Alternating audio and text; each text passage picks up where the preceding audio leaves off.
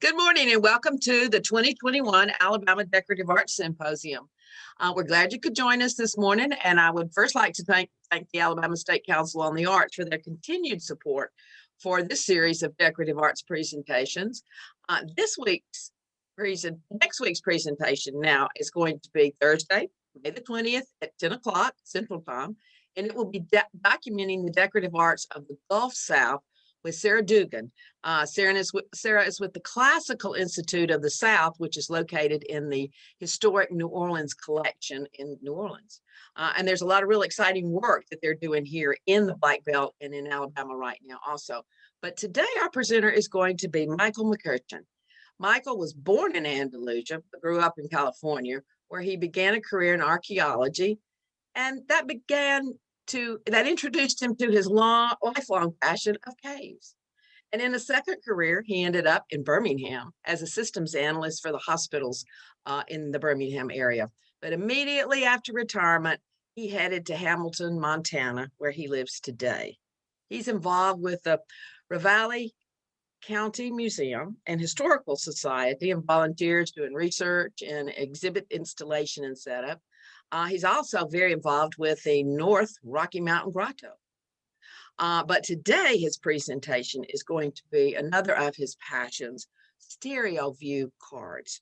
So as Michael goes through his presentation, you're welcome to put questions in the chat, and he will entertain them at the end of the presentation. So without further ado, seeing double stereoptic views of Alabama. Michael. Okay, well, I would like to say that I'm a little dyslexic. So, if I munch a date or a name or something like that, just chuckle, and you can, ask a question later to clarify something. But with that, I guess I'm ready to get on with it. And so this is seeing double stereoptic views of Alabama. Just called stereoscopic views, stereographs, stereo cards, or just stereo views were very popular from the mid-1850s to 1930. A few diehards like myself are still producing them today. Stereo vision was discovered and drawings were made in the 1830s before the invention of photography in 1839. Here is an early Brewster stereoscope and a stereo daguerreotype from the 1850s. Stereo views, cartivists, and cabinet cards were prominently displayed in parlors and shared with relatives and guests. It took the place of a TV set at a time when pictures were not printed in newspapers. Plus, everybody had a different program. Here is a stereo camera with double lenses circa 1880. I found some cute models to pose with the camera. Square corner cards, common in the 1860s, were made to fit in Brewster style viewers and are slightly smaller than later cards. An example of two issues of the same image on different cardstocks by J.H. Lakin. A larger standard card size was made for home viewers, was common by 1868. Even taller cabinet-sized cards were used with the stereoscope, were introduced in 1873. This view of the Presbyterian Church in Montgomery, Alabama. Mobile photographer J.F. Stanton was advertising stereo daguerreotypes in 1854. On the left is a stereo daguerreotype in a folding case with lenses from the Mobile Museum of Art. The illustration is from Francis Robb's article in the 2004 Daguerrean Annual. In the center is an embryotype with J.F. Stanton's label on the cover pad. On the right is a Confederate image made during the war. On the bottom center is a cart made April 11th, 1866, with the initials WS and the tax stamp. Generally, yellow cards were made from the 1860s and 70s, and orange cards were made later. The orange card has been trimmed from a larger cabinet-sized card. The views are the Rhodes House in Eufaula. In the lower view, Chancey Rhodes can be seen seated on the right, and Elizabeth Rhodes is standing in the back. Elizabeth kept a Civil War diary, but stopped writing it just before the end of the war, and taking it up again many years later. Unfortunately, she was not writing it at the time that these photographs were taken. Who the photographers were is unknown. By visiting the Antium, and a CDV on display caught my attention. The CDV on display in Eufaula reminded me of a view in my collection. A.S. Williams III donated his collection to the University of Alabama in 2010. Kate Shepard was able to locate the CDV in the collection, and the back label revealed the image was made by J.F. Stanton. City directories show him at 49 Dolphin Street in 1873 to 74. Burt Kilburn introduced warped or curved cards on thicker stock in 1882. Burt also carefully composed the titles that he thought would help sell the cards.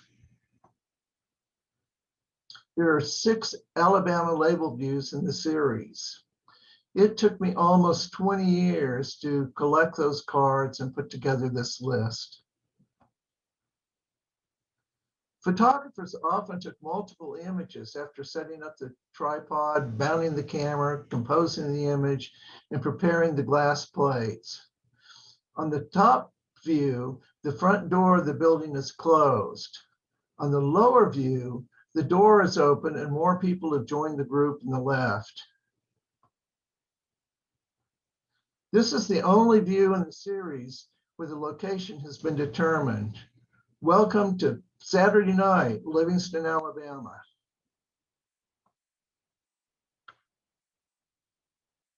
The earliest known Alabama paper stereo card may have been made by the Stantons or Chancey Barnes. The illustration in the upper left is from Francis Robb's 2016 book, Shot in Alabama. On the upper right is a daguerreotype with a C. Barnes label on the pad. Along the bottom is a detail from a stereo view showing the Barnes gallery sign. Barnes worked in Mobile from 1844 to 1884, with various partners sharing the operation. Mobile photographer Martis Sancier advertised stereoscopic pictures, but no views by him have been recorded by collectors. Carte de Vifs provides some examples of his work. The 2 little girls were photographed in October 1865. Tax stamps were required on photographs from August 1864 through July 1866 to help pay for the cost of the war. Sancier died in 1868.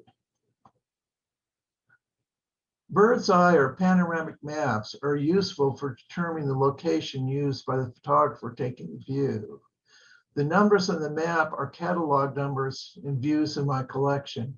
And you'll also notice those numbers on the stereo views when they're presented in the presentation.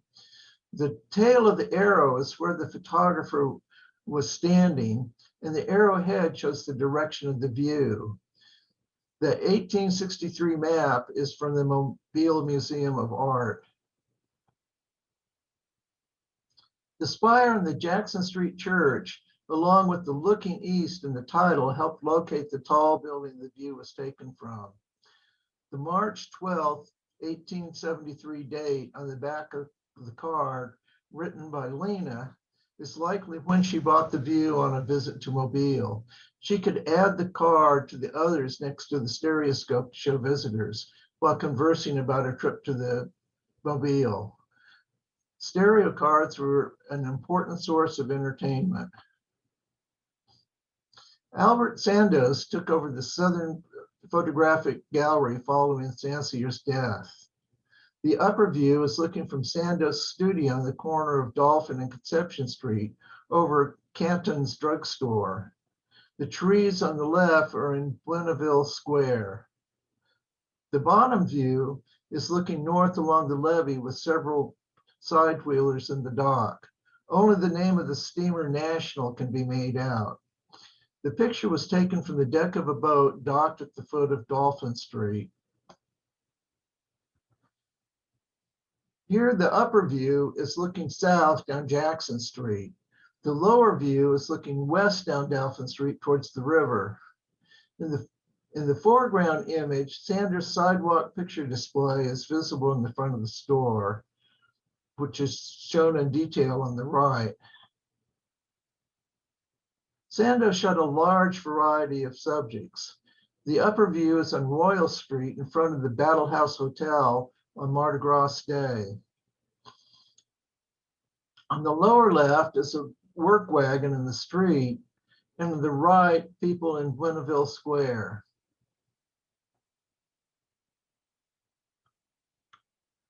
Views above a cotton vessel was poorly trimmed and mounted. There's pronounced vertical misalignment. It makes the view uncomfortable to look at and can result in a headache. The corrected view is easy to look at.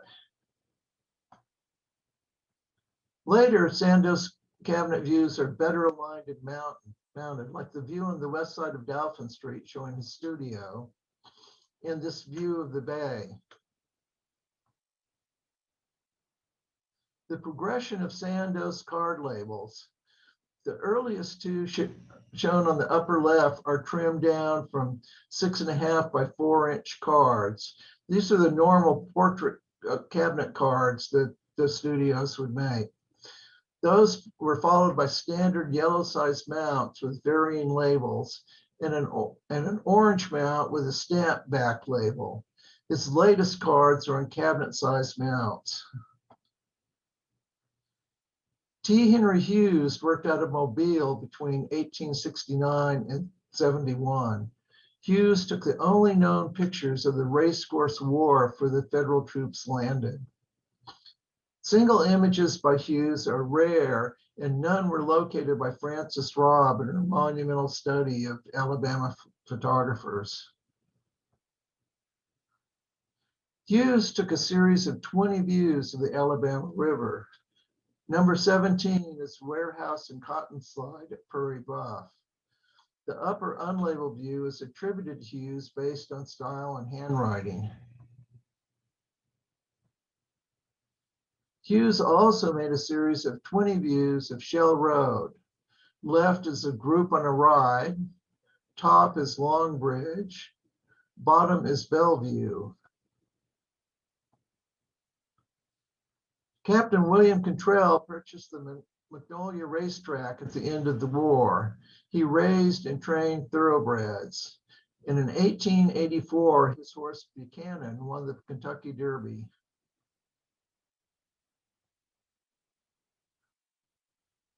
John S. McClure worked in Mobile as early as 1859. The steam press and the labeled mount allowed 3 unlabeled views and mounts cut from the same sheet of cardstock to be attributed to McClure. The top view is looking down the wharf from near the foot of Theater Street. City directories show McClure working at 74 Dolphin Street in 1871. Upper left is looking north up Commerce Street from the corner of Church Street. Upper right is looking north up the wharf. Bottom left is looking south down Royal, showing the buildings on the east side of the street. Bottom right is the Climax Brickyard in Grand Bay. These may be the earliest surviving images of Confederate rest.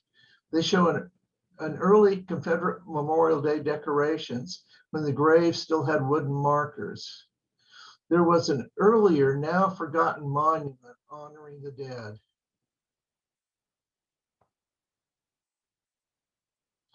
McClure relocated to New Orleans and is listed in that city's directory from 1879 to 86.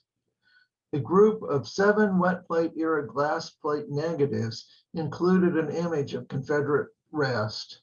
The other 6 images are of New Orleans. One of the most interesting images is the photographer's dark tent set up on a boat. These can reasonably be attributed to McClure. One last picture of Confederate rest. Sandos also photographed it after the present monument was dedicated in 1874. The monument was struck by lightning in 1931, knocking the soldier statue off the monument. William A. Reed worked with his brother Charles E. Reed in 1876. The Reed brothers sign is visible in this view looking north on Dolphin Street.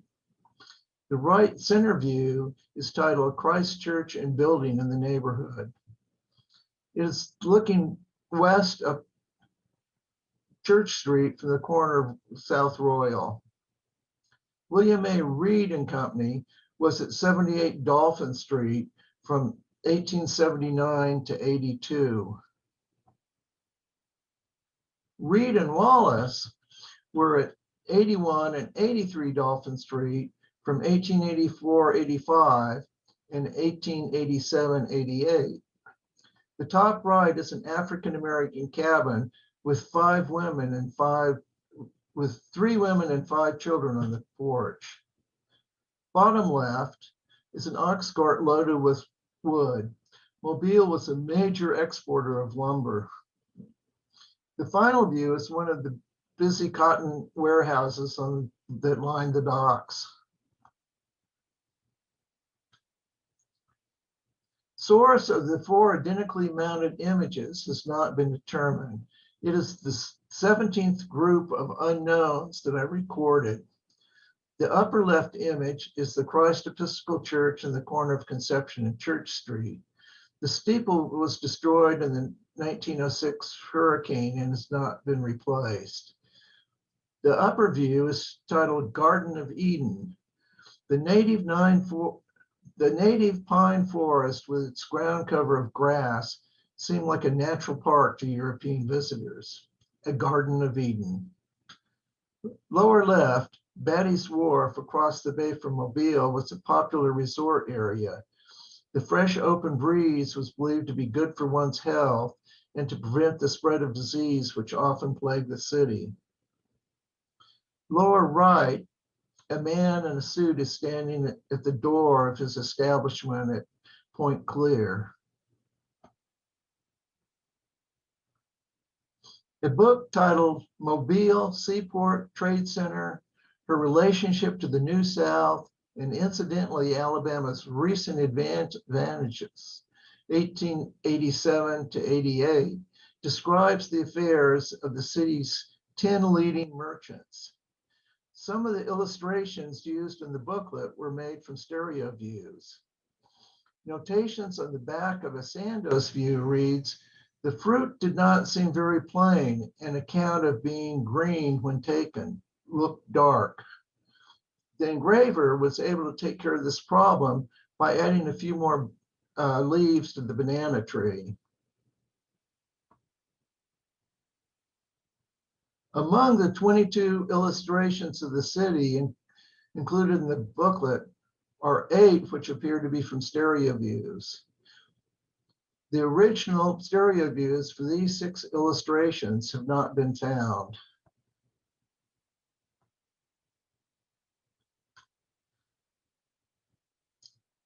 Selma view taken with a single lens camera. Note the person standing next to the buggy is different on the left and right sides of the view.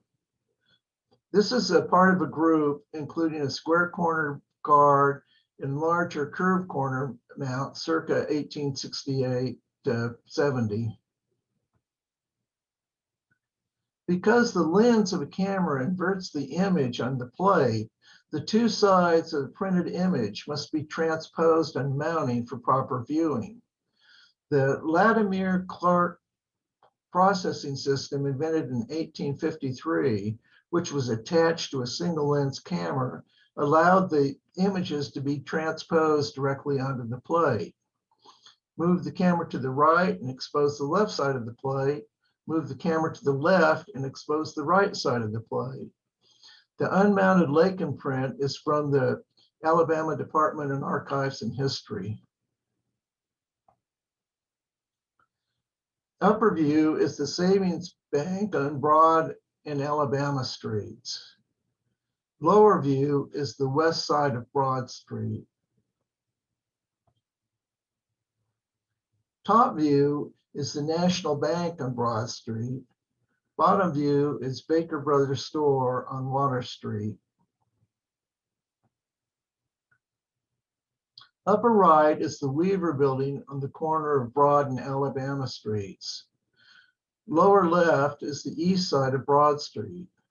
Source of the images is unknown. Photographers J.W.F. Wild and Joseph Vogel both made stereo views and were in Selma around 1870. Montgomery photographers. Lakin and Hughes were taking stereo views in 1866. By the 1880s, there were 4 Montgomery photographers taking stereo views and advertising in the city directory.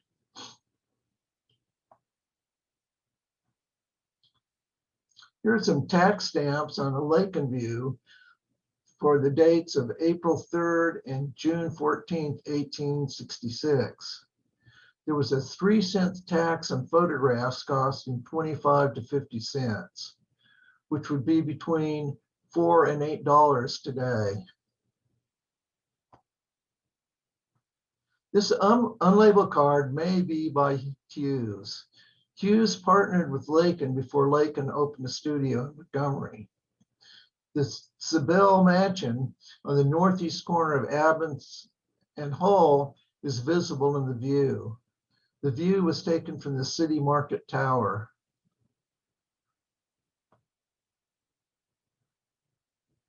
Wallens was active in Montgomery in the 1880s. Stereo views by him were reported, but I have yet to find one. The entrance of Wallens' studio was captured in a Lakin stereo view.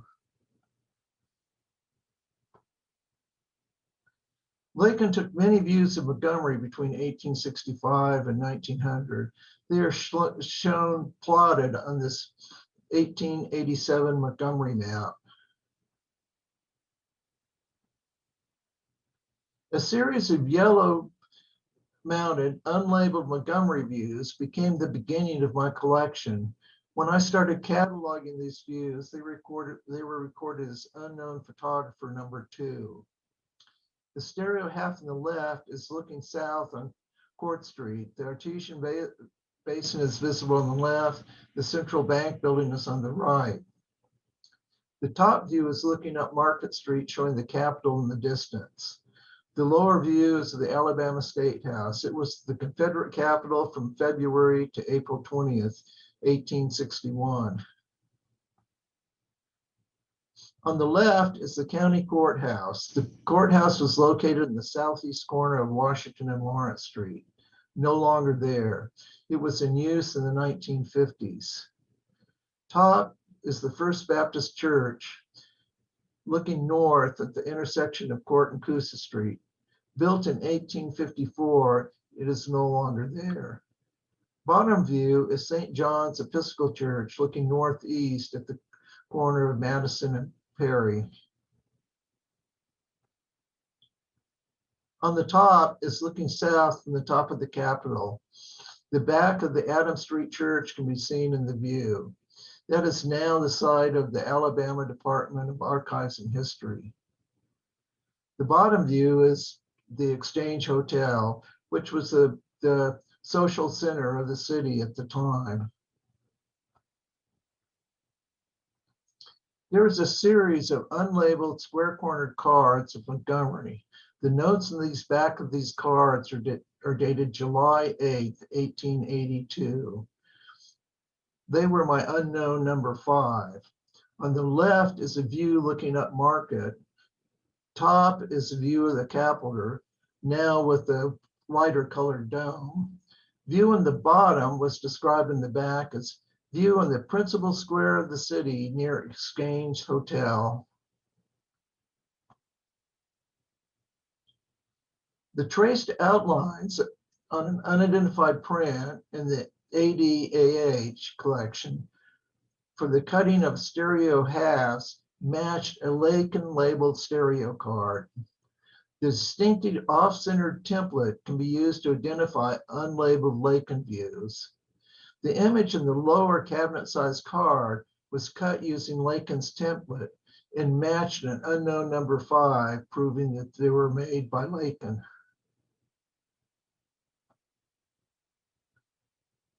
The American Stereoscopic Exchange Club for professional photographers was modeled after the Amateur Photographic Exchange Club, which traded stereo views with its members. Lakin, along with W.G. Smith and Mrs. Weaver, were members of the group, which was active from 1867 to 1870.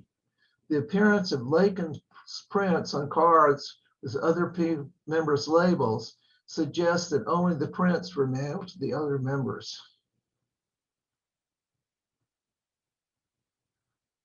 Upper left is the theater and post office. The theater opened October 22nd, 1861. Upper right is looking up Commerce Street from the corner with Bibb Street. Lower left is the steamboat Gertrude loading cotton at the landing in Montgomery. Lower right, the Montgomery Daily Mail ran from 1859 to 1871. The building was located on Prairie opposite the theater building. Back label for Lakin's Confederate Capitol views. Upper left is the Jeff Davis House in its original location. In 1919, it was moved to its present location next to the Capitol. Center is the Bible used by Jeff Davis taking the oath. Upper right is a view showing the north side of the Capitol. Lower right is Commerce Street looking towards the river. Lakin's views of blacks working in the field are some of the earliest taken in the state.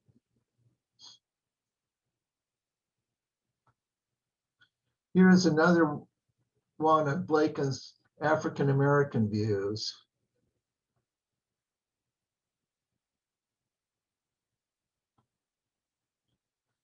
Charles I. Payne was active in Montgomery from around 1877 to 1880. The view is looking up Market Street at the Capitol. This same image is on a cabinet card in the Library of Congress with the note, arrived at M, April 28th, left the 30th, 1879. That he specialized in stereo views is printed on its back label. There are 16 known Payne views of Montgomery. Upper left, the Payne back stamp. Upper right, the Alabama River landing at Montgomery. Bottom left is the Episcopal Church. Bottom right is the city market. Note the watchtower.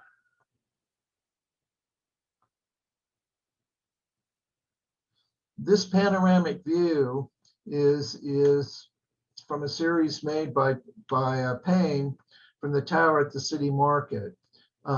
Only the view of the right is from my collection. One is from the Alabama Department of Archives and History, and the other is from a private collection.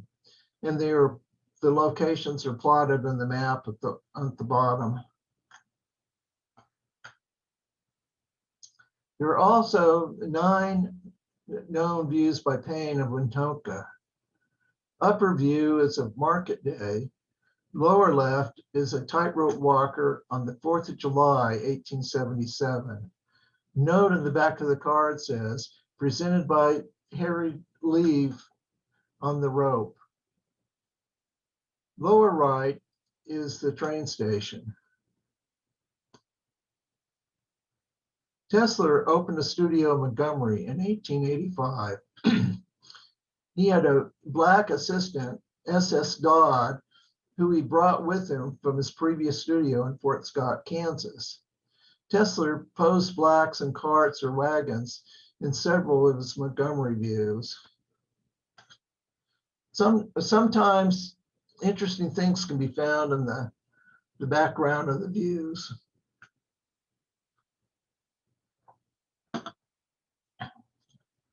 William Henry Rice was a performer and a singer for the McNeish, Johnson, and Slavin troupe. He played a female in blackface and was known for his impressions of Sarah Bernhardt. Photographers were often commissioned to take pictures of clients' houses. This Tesla view is unusual in the detailed documentation on the back of the view. Sweet, sweet home. Like other Montgomery view photographers, Tesla took views of the local churches. On the bottom is the Congregational Church colored. On the bottom right is the First Protestant Methodist Episcopal Church. The view was taken from the upper story or roof of a building on Court Street. The federal courthouse now occupies the site. This is one of my favorite Alabama 3D views. The multiple levels of background, midground, and foreground, background, and midground, the light and dark shades, the wonderful composition show Tesla was a master.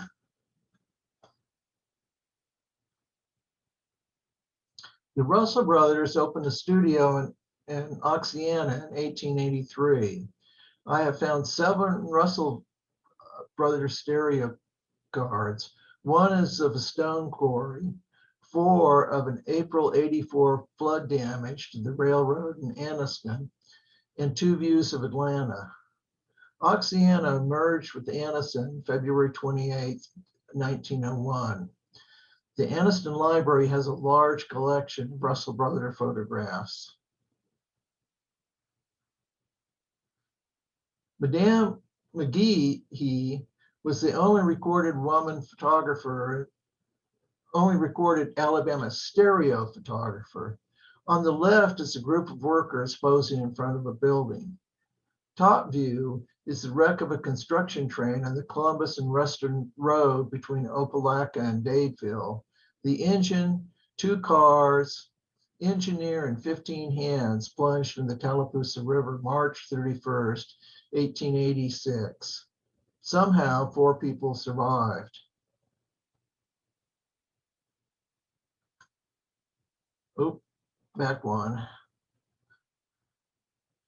After retiring from UAB, I moved to Montana.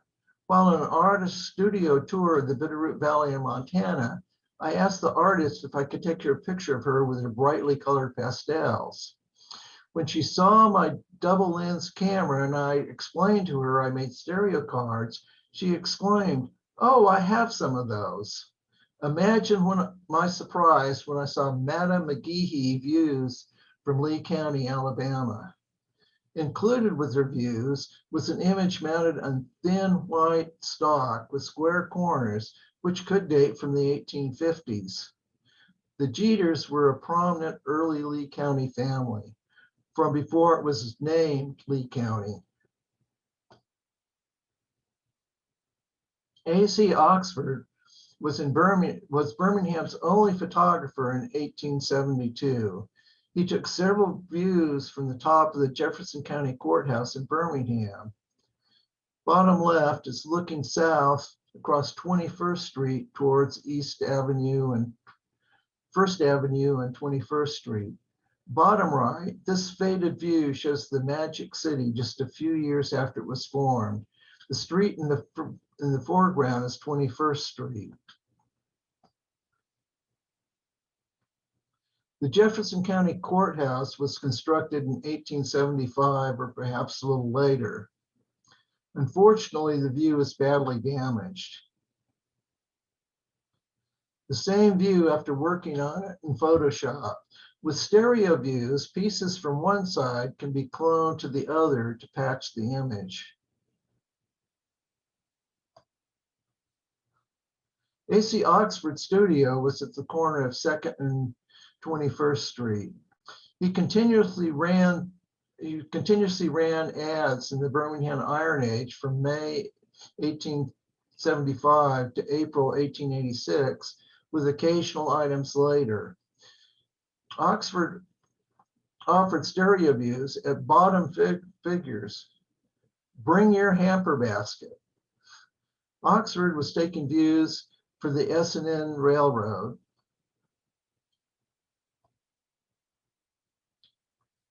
The Alabama and Chattanooga Railroad connected Meridian, Mississippi to Chattanooga, Tennessee. In an effort to complete the railroad on time, 1,000 Chinese workers were hired to work on the eastern part of the road.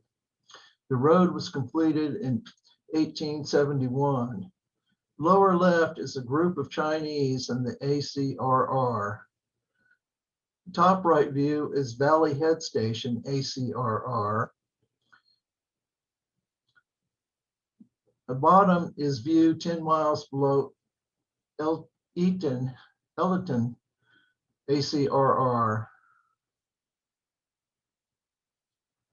Unknown number 1 is a series of views on orange cards with similar printing styles and picture trimming. On the left is an unidentified group of people at the Shelby Iron Works, perhaps owners or investors promoting the business. Upper right is a view of the ironworks showing the chimneys of 2 furnaces. Charcoal ovens can be seen in the background. One furnace was completed in 1875 and the second furnace added in 1889. The lower right shows the charcoal ovens with wood stacked in the foreground. There is another group of 3 views by the same unknown photographer in the New York Public Library. They have views in Anniston on the right edge and mining districts of Alabama on the other edge. This unknown photographer also took pictures in Talladega and Montevallo. On the left is the Alabama Institute for the Deaf, Dumb, and Blind. It was originally constructed in 1850 for the East Alabama Masonic Female Institute, now called Manning Hall, that serves as an administrative building. The top view is the commercial building on East Street in Talladega, looking across the corner of Battle Street and East Street. The center view is titled Crags Above the Branch and has the date November 26, 1886 written in the back. The last image is of Davis Falls near Montevallo. T.J. Robertson opened the only gallery in Huntsville in 1866. He was joined by William Daniel Murphy in 1868. They operated the studio until 1873. Ira F. Collins opened a gallery in March 1873. This plain, unlabeled card is one of his earliest Huntsville stereo views. The view popped up on eBay as an unknown, and I recognized it as a Collins view. Collins views are shown on this 1871 Huntsville map.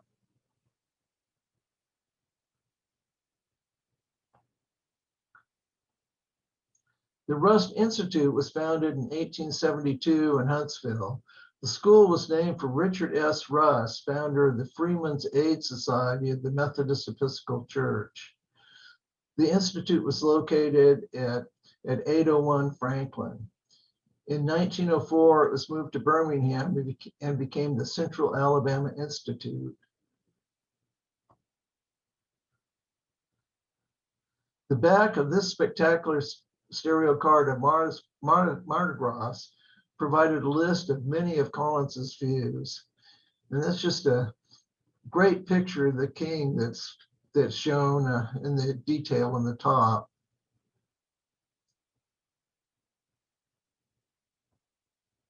Uh-oh.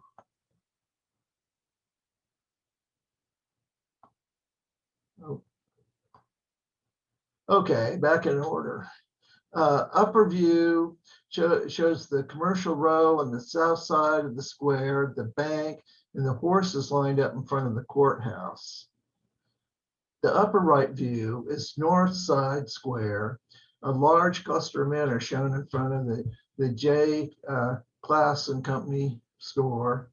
The large building in the back is the Huntsville Hotel. On the bottom left is the east side of the square.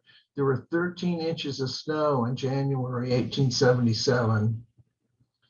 Bottom right is looking up Jefferson Street across Clinton Street at the City Hall, also called the Opera House. It was built in 1872.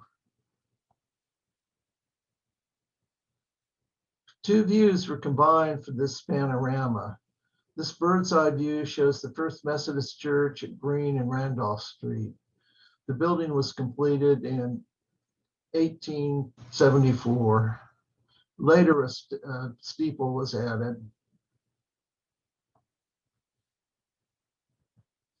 A Collins view of the steamboat Emma at a landing next to the railroad bridge over the Tennessee River. Originally named Kingston, the light draft steamboat was built by the Federals during the Civil War for navigating the shoals. On the left is the landing at Riverton with docks and small boats and a steamer in the background, also known as Chickasaw Landing. This was as far as big steamboats could go because of the shoals. In the 1870s, a canal was built around Colbert Shoals. Riverton was flooded by the construction of Pickwick Dam in 1938.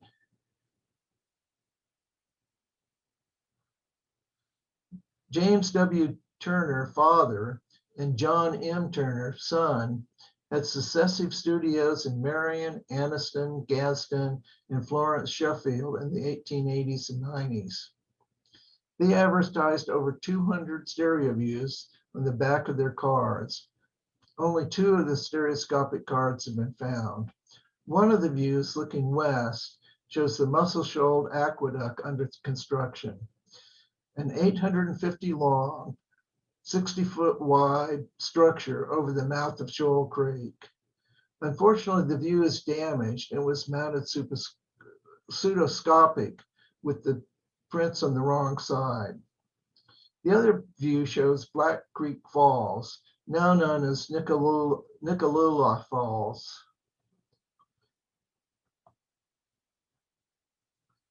Unknown photographer 13 turned out to be R. Morris Williams. This is one of my favorite images showing Williams' skill in 3D composition. This R. Morris Williams labeled card provided the link to Unknown 13. It is a view of the corner of Court Street and Tennessee Street in Florence. The base of the Confederate memorial can be seen on the right of the view. The base was placed before 1889. A statue was added to the monument in 1903.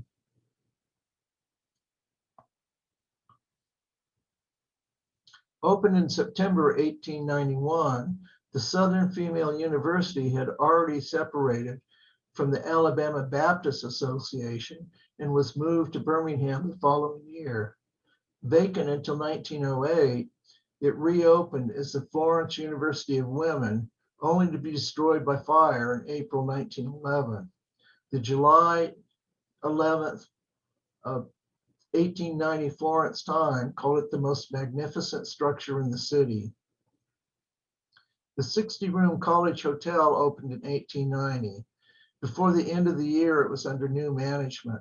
How long the hotel was in operation is not known. On the left is a view of Court Street, Florence, Alabama. On the right is the south side of East Tennessee Street, looking towards Court Street. The Baines, Austin and Company, Palace Drugstore can be seen in the near corner. The Jefferson Hotel can be seen in the background. It was completed in 1902 and burned down in the early 1920s. Upper left is the 42-foot high platform mound that is 145 by 94 feet on the top and 310 by 230 feet at the base. It was built during the woodland period between 100 BC and 480. Lower left is several men fishing on a dam for a water-powered cotton gin, an excellently composed image taking full advantage of the depth. On the right is an ox cart with a load of cotton bales at the intersection of Court Street and Tennessee, looking east. Morris Williams' views of Lock 8 and the Muscle Shoals Canal and Aqueduct were combined in a single postcard. Lock 8 had a 10-foot lift. To avoid debris washing into the canal during floods, the aqueduct was built to carry the canal over the mouth of Shoal Creek. Turner and Son took a view from the same location while the aqueduct was under construction.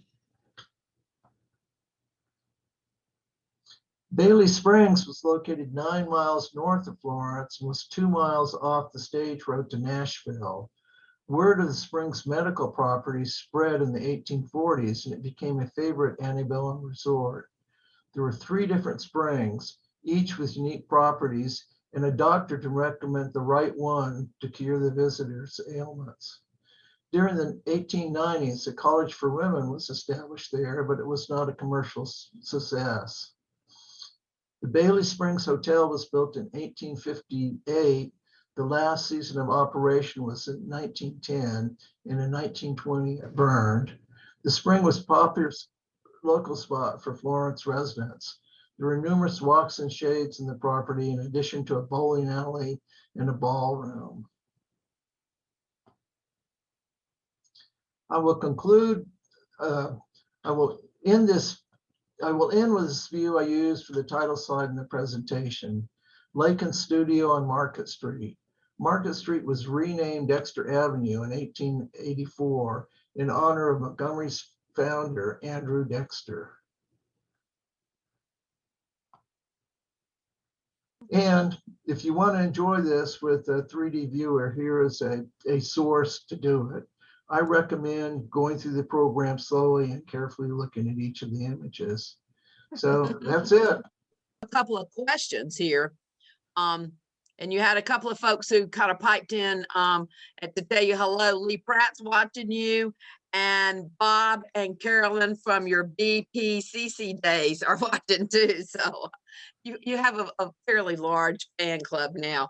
One of the questions that came in was, are you aware of any hidden or holy grails of Alabama stereo views that you know exist, but they haven't been found yet? Well, you saw a few on that one folder that had the lithographs on it.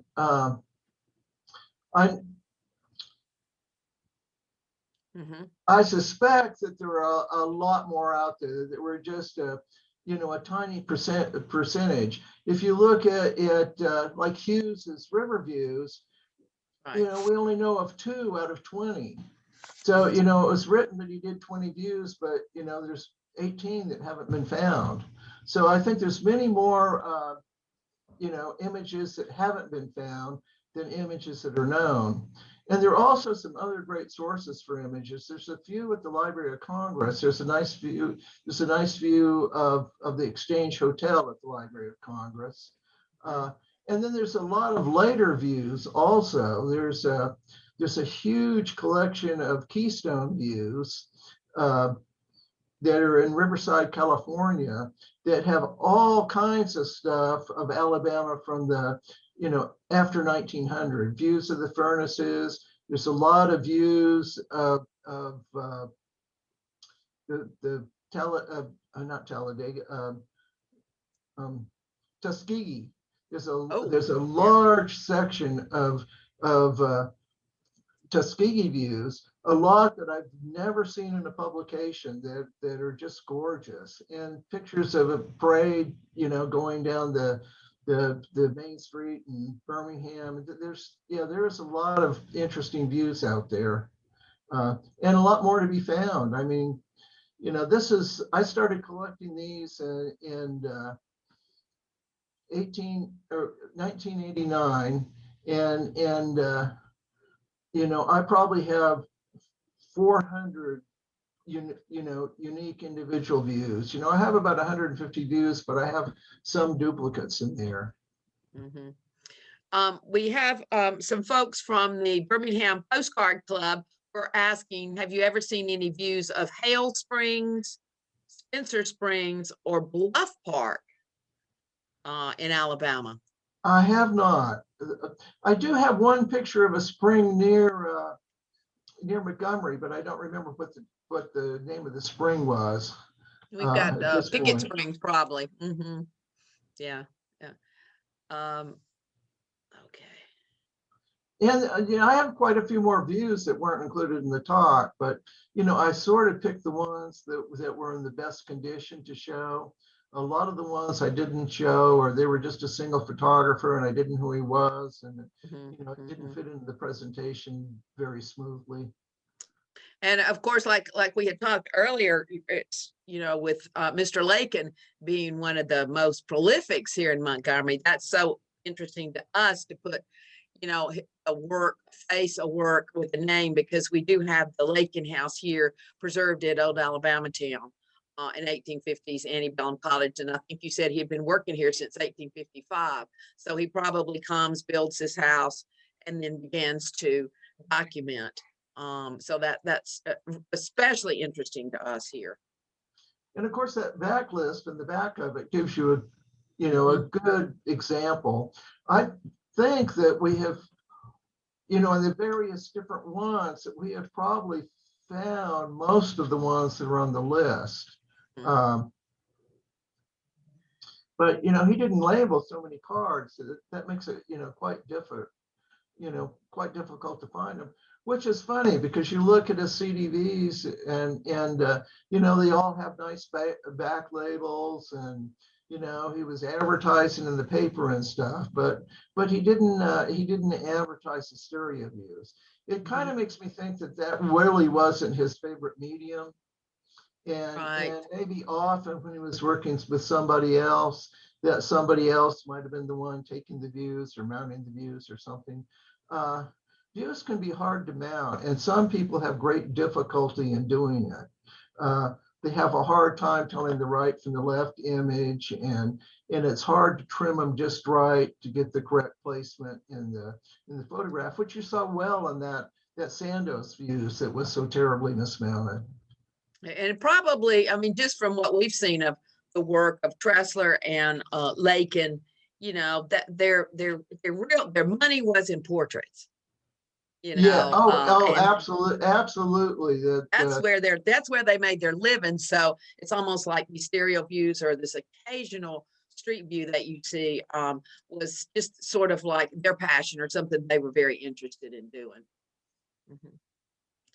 Well, the Amateur Photographic Exchange Club was very significant in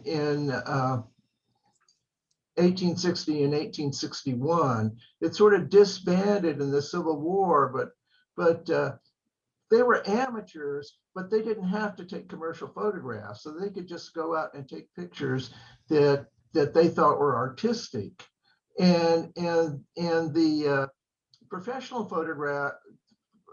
photographers were a little bit jealous because they had to choose their views to make money. And so I think that's why that association came up.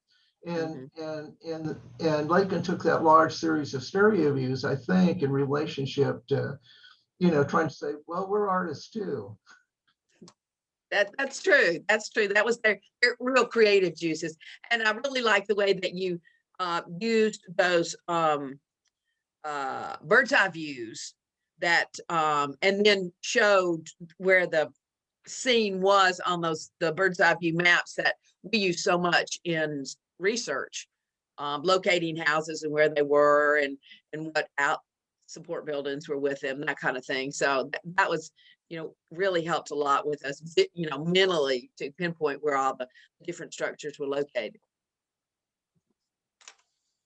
So I think that's all the questions we have. I want to thank you again, Michael. I want to also remind everybody who's visiting with us today, and for those of us who registered but didn't quite make it, in a couple of days you will get a link to the recording of this. So you'll be able to look at it again, because I'm really going to have to look at this one again because those images were so interesting, and so many views that we had just never seen before as well. So thank you, Michael. We sure do appreciate you joining us today. And I want to remind everybody that we have one more presentation next Thursday, the 20th, which will be Sarah Dugan.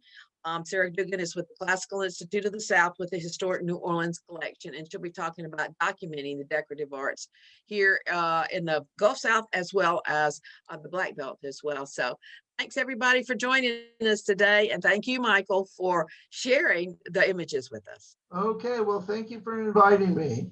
And if anybody else Bye-bye. has some Alabama stereo views out there, please let me know. Bye-bye. Bye.